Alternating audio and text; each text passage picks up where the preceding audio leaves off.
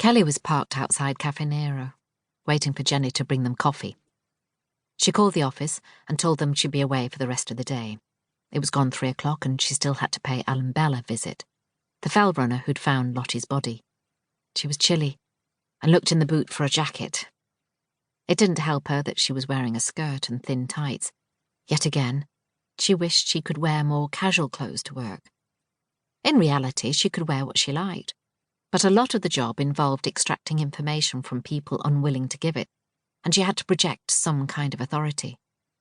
The office had informed her that the hospital had called to say the unknown woman was making progress, and they should be able to visit her tomorrow. That was good news, although they hadn't been able to pin down a language expert. Kelly had the name of some professor at Lancaster University, and she made a note to call him later. She also had a phone call to make to DI Craig Lockwood at Barrow's Serious Crime Unit.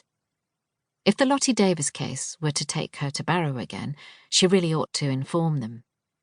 At some point down the line, she might need their aid, and she wanted to introduce herself before they got wind that a copper from the North Lakes was snooping around asking questions. News travelled fast here.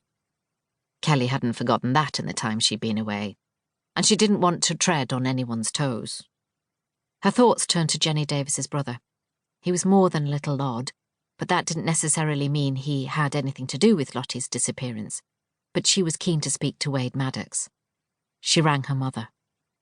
"Hi, Mum. I'll be really late. I'm in Barrow." "What are you doing there?" her mother asked. It sounded like a challenge, rather than an inquiry, and Kelly was 15 again. The details didn't matter. The distrust remained the same. As far as her mother was concerned, she must be doing something she wasn't supposed to. She sighed and watched Kenny carry 2 coffees to the car. She dropped Jenny in town while she went to the address Dennis had given her for Wade Maddox. His mother had answered the door and informed her that Wade no longer lived with her, and that wherever he was, it probably wasn't good. Kelly established that Mrs. Maddox wasn't her son's biggest fan. She was quickly piecing together a picture of Wade Maddox as somebody who perhaps wasn't that popular. "I've just got to make one more call, Jenny. Then we'll get off," she said.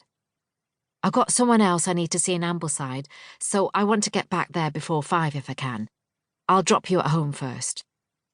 Jenny didn't need to know that she was going to see the man who discovered her daughter's body. "Thank you, Kelly. I've got a friend in Dean Street if you have to do something else in Barrow before we head back," Jenny replied. "Perfect," Kelly said. That would give her time to pay D.I. Lockwood a visit.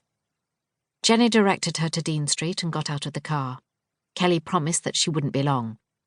She watched Jenny walk away, then called Barrow D.I.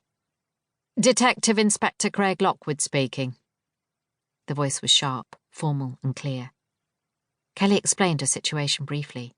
He'd heard of the case and, like everyone, glad it was being reinvestigated. She told him of her desire to track down Wade Maddox and why, and it piqued his interest. He invited her to his office. The man didn't mess about. From his direct manner, it was clear that he could be an asset to her.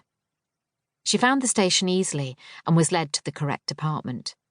The place was smaller than Penrith, but it had a similar atmosphere. Officers worked at their desks or shared information over coffee. The room was amicable and people smiled at her. D.I. Lockwood was in his mid-40s. He stood well over 6 feet tall, and his forearm was the width of Kelly's calf. He had an open face, but eyes that drilled holes in their beholder.